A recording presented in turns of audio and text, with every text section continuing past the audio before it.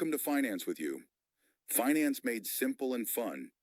Today we'll talk about what money is, where it came from, and what it does.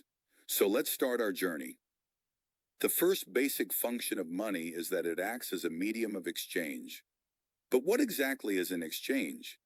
It means giving something I own in order to receive something I don't have, but need. Let's go back in time for a moment.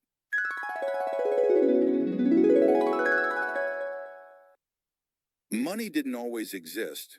Instead, people used what we now call a barter economy.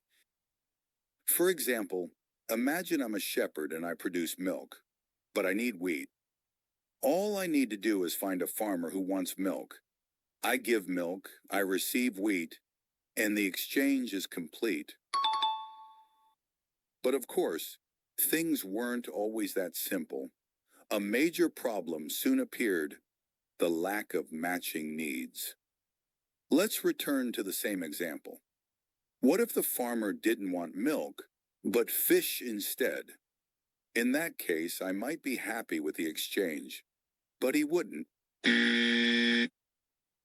Now I'd have to go search for someone whose needs align with mine, someone who wants milk and has wheat.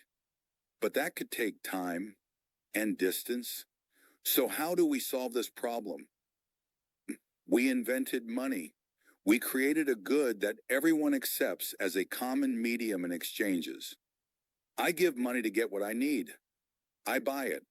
The person receiving the money can do the same. This is called the circulation of money, and it's one of the key reasons why humans came up with the idea in the first place. The idea of money. The second basic function of money is that it serves as a unit of account. In simple terms, it tells us how many units of one good we need to give in order to get one unit of another good. But here comes a new challenge: the price list problem. Let's go back to a world with no money.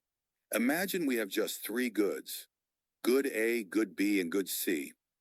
We would need to set up three exchange rates: one between A and B, one between A and C, and one between B and C. But in real life, we don't deal with just three goods. We deal with hundreds of thousands. And for hundreds of thousands of goods, we would need billions of price combinations. Specifically, 4,999,950,000 if we had 100,000 goods. The third and final function of money is that we use it as a store of value. In an economy without representative money, a shepherd might try to trade milk for what he needs. But milk spoils. It can't store value over time. That's exactly why, long ago, people started using precious metals like gold, silver, bronze, and copper. They had many advantages. They were divisible, durable over time, and their authenticity could be verified fairly easily. But even precious metals had a drawback: the problem of portability. They were heavy and hard to carry around in large amounts. The first idea of paper money began with something called representative money. But what exactly is that? It means that the person holding the note had the right to go to a bank and exchange it for the equivalent amount of gold written on it. In other words, this kind of money was backed by a valuable asset, usually a precious metal. However, governments abused the system.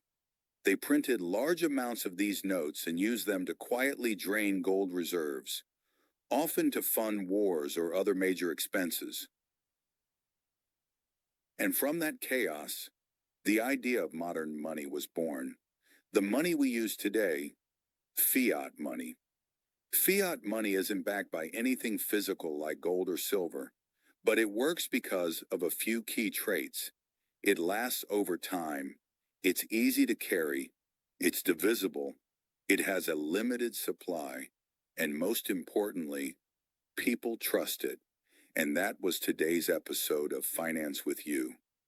Luckily, the world of economics is huge. So many places left to explore.